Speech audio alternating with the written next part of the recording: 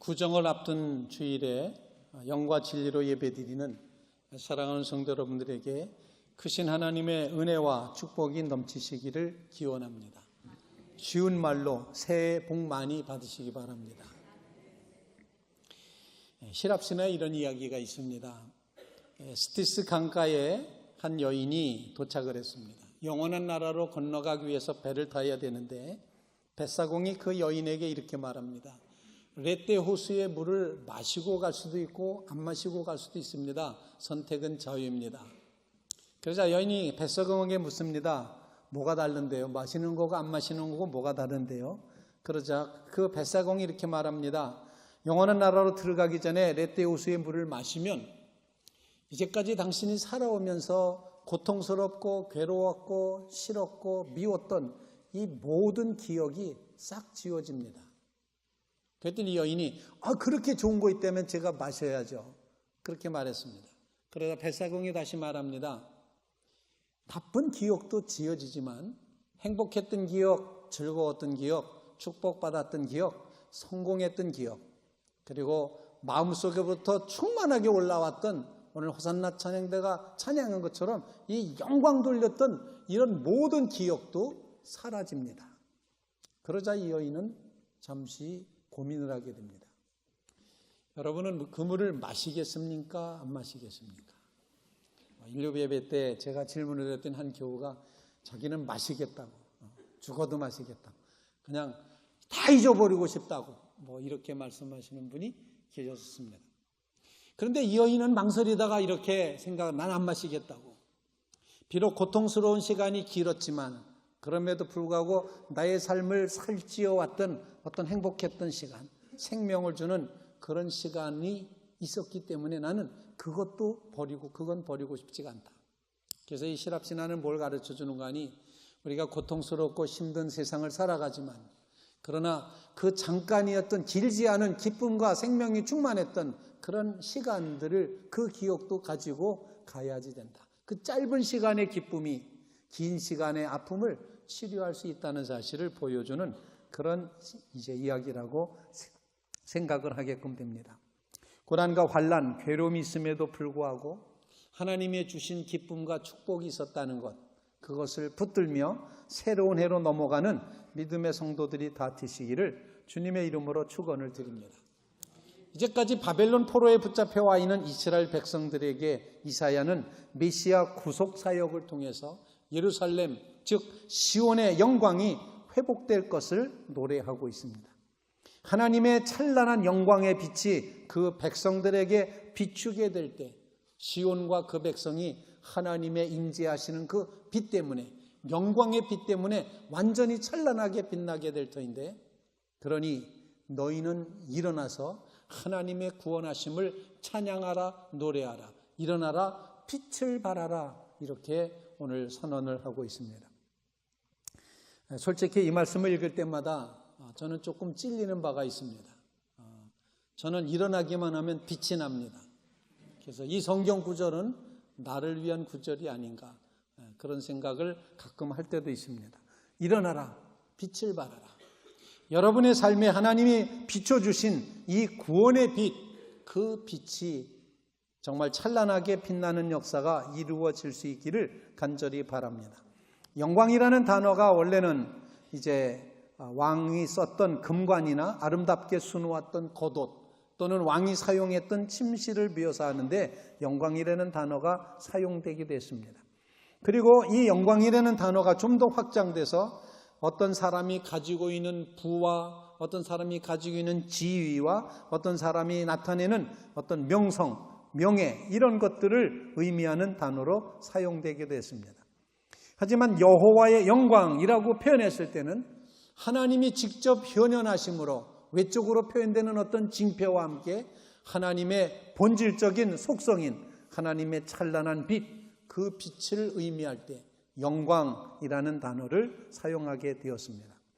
여기서 하나님의 영광은 그의 백성을 구원하시고자 죄로 물들어 있던 예루살렘과 시온에 하나님께서 나타나셔서 하나님의 그 찬란한 영광의 빛을 그들에게 비춰주심으로 그 빛을 받은 시온과 예루살렘이 빛을 발할 수 있도록 그렇게 만들어 놓으셨습니다. 이 궁극적인 구원의 시대가 도래해서 하나님의 영광이 임하고 시온이 구원받아 빛을 비추기 시작했다는 것. 이 구원의 시기는 기쁨과 환희, 풍요와 만족이 가득하기 때문에 열방이, 다른 나라 사람들이 이 찬란하게 빛나는 예루살렘과 시온을 보고 거기로 다 모여온다는 말씀이 이사야 예언의 말씀이었습니다.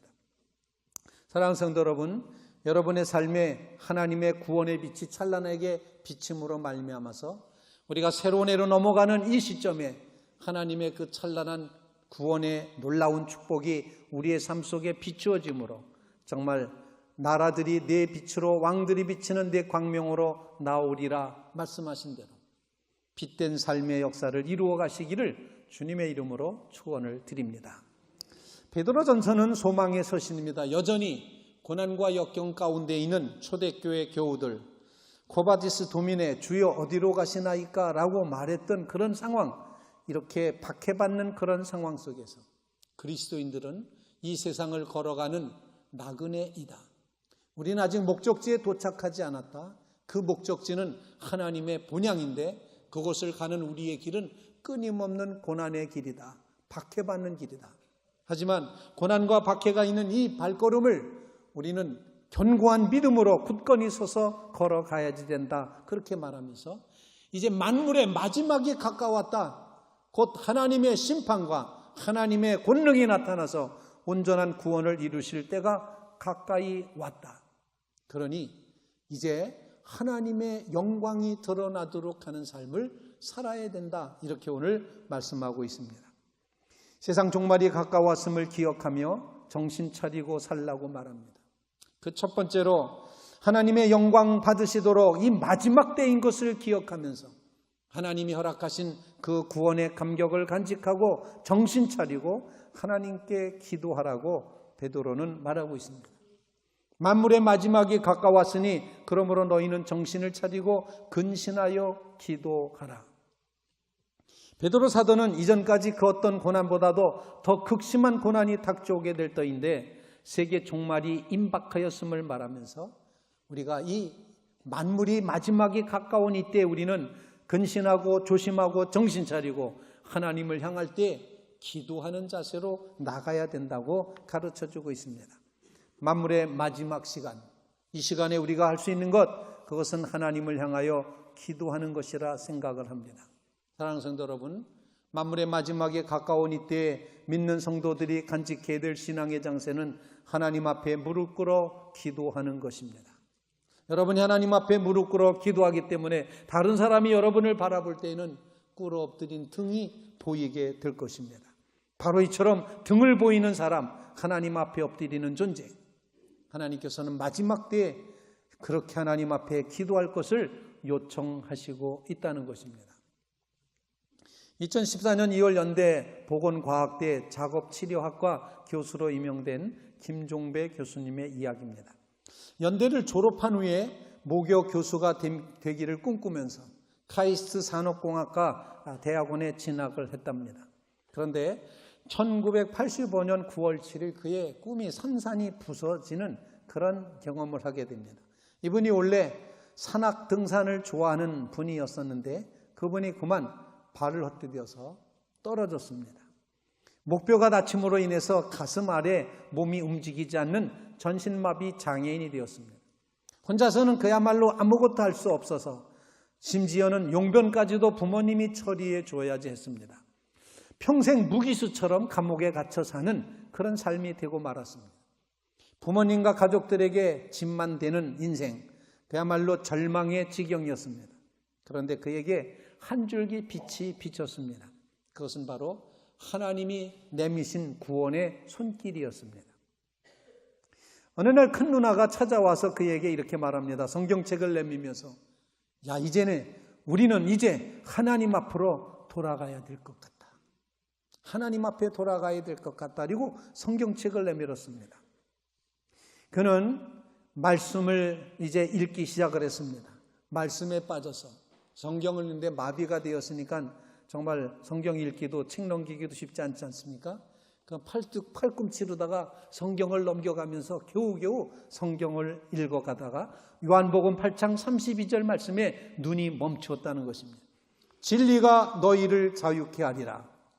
성경 읽기 전까지는 그는 연세대학교 교훈이었던 이 말씀이 성경 말씀인 줄을 전혀 몰랐다고 합니다. 연대 교수님들 잘 가르치셔야 될 것 같아요. 교훈을 몰랐다고. 졸업했는데도. 자, 그런데 이게 성경 말씀이었구나. 진리가 자유롭게 하리라, 자유케 하리라. 그래서 그의 마음속에 하나님의 구원의 빛이 임하기 시작을 했습니다. 감옥 같았던 삶이, 그 모든 환경이 기도원이 되었고 예배 초소가 되었습니다.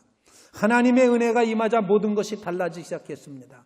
그는 하나님 앞에 기도했습니다. 절망에서부터 해방되었습니다. 더 이상 낙심하거나 좌절하지 않고 탄식하며 살지 않게 되었습니다. 하나님과 만남을 통해서 그는 영적으로 재활이 이루어졌습니다.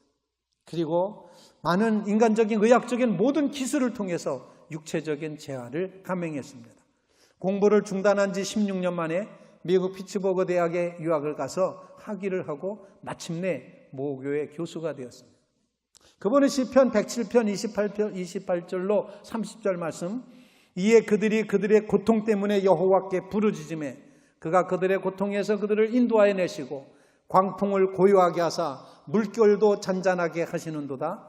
그들이 평온함으로 말미암아 기뻐하는 중에 여호와께서 그들이 바라는 항구로 인도하시는도다. 이 말씀을 가장 좋아한다고 합니다. 즉 고통 가운데 하나님께 부르짖었을 때 하나님께서 고통 가운데서 인도하여 내시고 광풍을 고요하게 하시고 물결을 잔잔하게 하시고 그리고 평안한 가운데 하나님 앞에 간절히 바랬던 소원의 항구로 인도하신다. 이 말씀을 이제 하고 있는 것입니다. 사랑하는 성도 여러분, 우리는 정신 차리고 하나님 앞에 기도하며 나가야 될 줄로 분명히 믿습니다. 만물의 마지막에 가까웠으니 기도하라. 하나님을 찾는 믿음의 성도들 되시기를 주님의 이름으로 축원을 드립니다.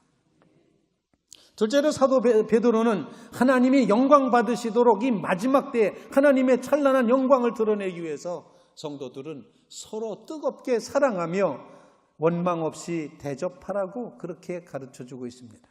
무엇보다도 뜨겁게 서로 사랑할지니 사랑은 허다한 죄를 덮느니라. 서로 대접하기를 원망 없이 하고, 마지막 때에 종말론적인 실존을 살아가야 되는 성도들은 하나님을 향하여는 기도합니다. 이웃을 향하여는 사랑과 접대, 환대, 그런 마음으로 살아가야 된다는 것을 사도 베드로가 가르쳐주고 있습니다.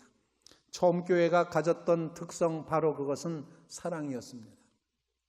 공동체가 살기 위해서 반드시 필요한 사랑, 이 사랑은 단순한 관심 정도가 아니라 서로를 위해 희생조차도 감당하는 적극적인 것. 그래서 본문에는 뜨겁게 사랑하라고 그렇게 표현을 하고 있습니다. 사랑은 허다한 죄를 덮는다고 잠언 10장 12절 말씀을 인용하기도 합니다. 다툼을 일으키는 미움과는 달리 사랑은 다른 사람의 허물을 덮어주는 것입니다. 말없이 용서해 줍니다. 문제 삼지 않습니다. 너희가 알 것은 죄인을 미혹된 길에서 돌아서게 하는 자가 그의 영혼을 사망에서 구원할 것이며 허다한 죄를 덮을 것이니라. 사랑하는 성도 여러분, 마지막 때, 만물의 마지막 때 이웃을 향하여 정말 뜨겁게 사랑하는 이 사랑이 우리 속에 있게 되기를 간절히 바랍니다. 구정에 만나는 모든 가족에게 이 사랑이 전달될 수 있기를 간절히 바랍니다. 서로 원망 없이 대접하라고 말하는데, 본문에 표현되는 이 대접이라는 말은 사실은 초대교회가 가지고 있었던 손님 접대하며 숙박해 주는 것을 의미했습니다. 즉 남을 재워주는 것을 대접한다, 이렇게 표현했던 것입니다. 여행 중에 있는 그리스도인들을 안전하게 머무르게 해주는 것입니다. 손님을 호의로 맞아주고 최선을 다해 가족처럼 대해주는 것입니다. 아브라함도 부지 중에 천사를 대접했다고 성경은 증언합니다. 초대교회가 가지고 있었던 이웃을 향한 미덕 중에 하나는 나그네를 잘 환대하고 머물 수 있도록 해주는 것이었습니다. 일전에 저는 미국 여행 중에 미 감리교회 원로 목사님들의 집단 거주 시설을 방문하게 됐습니다. 한 목사님 댁을 방문한 것이었습니다. 하루를 거기서 머물게 되었는데 제 기억으로는 그곳에 원로 목사님 사시는 집이 26채가 이렇게 군데군데 이렇게 지어져 있고 각 집마다 원로 목사님들이 사신다고 하는 그런 이제 펜션 센터였습니다. 그런데 제가 머무는 목사님, 그 목사님은 식사도 잘 준비해서 해주시고 잠잘 시간이 되자 여기서 자라고 하면서 본인의 침대, 잠자리 모든 것을 다 내어주시면서 이 목사님이 갑자기 사모님과 함께 두 분이 베개를 들고 그리고 집을 나가시는 겁니다. 아니, 저희 이렇게 응접실에서 자도 됩니다. 그냥 여기서 주무세요. 그렇게 말씀드려도 그 원로 목사님이 아니라고 하면서 베개 들고 두 분이 집을 나가시는 거예요. 아니, 이게 어떻게 되는 건가, 여러분? 그런데 어디 가시나 봤더니 바로 앞에 계신 친구 집에 자라가는 겁니다. 베개 들고, 베개만 달랑 들고. 그 모습이 바로 초대교회가 가졌던 환대하는 모습, 접대하는 모습. 손님 대접하기를 원망 없이 하라. 저는 그때 많은 반성을 했습니다. 저희 집에 누가 와서 잔다 그러면 저는 굉장히 불편해할 것 같습니다. 내 침대를 내어드린다는 게 참 불편할 것 같습니다. 그냥 잠깐 와서 만나고 가는 건 괜찮은데 여기서 자겠다 그러면은 조금 생각을 조금 더 하게 되는 그런 것이었는데, 우리에게 정서는 참 감당하기 어려운 것이지만 나그네로 사는 사람들에게는 나그네를 대접하는 것이 그것이 하나의 미덕으로 되어 있는 모습을 보게 되었습니다. 사랑하는 성도 여러분, 이게 초대교회 기독교 전통의 정말 진정한 모습이었습니다. 그렇게 하면서 환대하는 것, 저는 엄청난 은혜를 경험을 했습니다. 침대를 다 내어주고 베개 들고 나가시는 목사님의 모습 속에서 이게 그리스도인들이 가져야 되는 원망 없이 대접하는 모습, 그런 모습이구나 깨닫게 되었습니다. 사랑하는 성도 여러분, 여러분의 삶에 이 만물의 마지막에 가까운 이때에 사랑의 마음으로 원망 없이 접대하며 나가는 이런 믿음의 마음, 넓은 마음 간직하시게 되기를 주님의 이름으로 축원을 드립니다. 세 번째로, 하나님의 영광 받으시도록 만물이 마지막에 가까운 때 교회 안에서 우리가 해야 될 일은 선한 청지기 같이 서로 섬기며 살아야 된다는 것입니다. 각각 은사를 받은 대로 하나님의 여러 가지 은혜를 맡은 선한 청지기 같이 서로 봉사하라. 카리스마, 은사, 어떤 은사를 받았든지 간에 교회 안에서 교회의 덕과 유익을 위해서 주님께서 주신 그 은사를 잘 활용하며 살아가야 된다는 것입니다. 우리에게 주신 은혜대로 받은 은사가 각각 다르니 혹 예언이면 믿음의 분수대로, 혹 섬기는 일이면 섬기는 일로, 혹 가르치는 자면 가르치는 일로, 혹 위로하는 자는 위로하는 일로, 부지하는 자는 성실함으로, 다스리는 자는 부지런함으로, 긍휼을 베푸는 자는 즐거움으로 할 것이니라. 사도 바울도 이렇게 말했는데 사도 베드로도 같은 말을 하고 있습니다. 초대교회의 은사를 두 가지 분야로 나눕니다. 말로써 이루어지는 은사가 있습니다. 가르치거나 설교하거나 전도하거나 하는 그런 것이었습니다. 이렇게 말을 할 때는 하나님이 주시는 말씀을 하듯이 해라. 또 하나의 은사는 몸으로 직접 섬기며 수고하는 그런 은사가 있었습니다. 이렇게 남을 섬길 때는 하나님이 주시는 힘으로 하는 것 같이 하라. 그렇게 말합니다. 누가 말하려면 하나님의 말씀을 하는 것 같이 하고, 누가 봉사하려면 하나님이 공급하시는 힘으로 하는 것 같이 하라. 자기 능력을 하지 말라는 것입니다. 빈민을 구제하고 병자를 의면하고 죄수를 방문하는 이 모든 섬기는 일을 할 때 하나님이 힘 주셔서 한다고 고백해야 됩니다. 내 힘이나 내 자랑이나 내 영광이 아니라는 것입니다. 그렇게 주님이 주시는 힘으로 섬길 때 범사가 예수 그리스도로 말미암아 하나님이 영광 받으시는 것이 된다, 그렇게 말하면서 사도 베드로는 갑자기 복받쳐 올라서 하나님께 영광과 권능이 세세 무궁하도록 있을지어다 찬양하며 영광을 돌리고 있습니다. 사랑하는 성도 여러분, 선한 청지기로 살아가시기를 주님의 이름으로 축원을 드립니다. 오직 예수 그리스도 이름을 믿는 자만이 하늘에 이제 천국에 들어갈 수가 있습니다. 그리고 하나님께 주신 은사를 활용하는 사람만이 하나님 앞에 영광을 돌릴 수가 있습니다. 어떤 군인 아저씨가 이렇게 말합니다. 자기는 교회 안 나가도 천국 갈 수 있다고 그럽니다. 왜 그러냐니까는 그분이 말이 이렇습니다. 자기가 중령 시절에 군목에게 세례를 받았답니다. 그리고 군 신부에게 영세를 받았답니다. 그리고 군승에게 수계도 받았답니다. 그래서 자기는 교회 안 나가도 천국 갈 수 있다고. 영세도 받고 세례도 받고 수계도 받고 다 받았다는 거예요. 여러분 정말 그렇습니까? 우리는 예수 그리스도를 믿는 이 믿음 안에서 우리의 이름이 생명책에 기록된 줄로 믿습니다. 만물의 마지막 때가 가까웠습니다. 정신 차리고 우리가 기도해야 됩니다. 뜨겁게 사랑해야 됩니다. 그리고 선한 청지기로 살아가야 될 줄로 믿습니다. 이 믿음으로 시온의 영광이 빛나는 아침을 열어가는 믿음의 백성들 다 되시기를 주님의 이름으로 축원을 드립니다. 우리 주님의 성찬에 나아가겠습니다.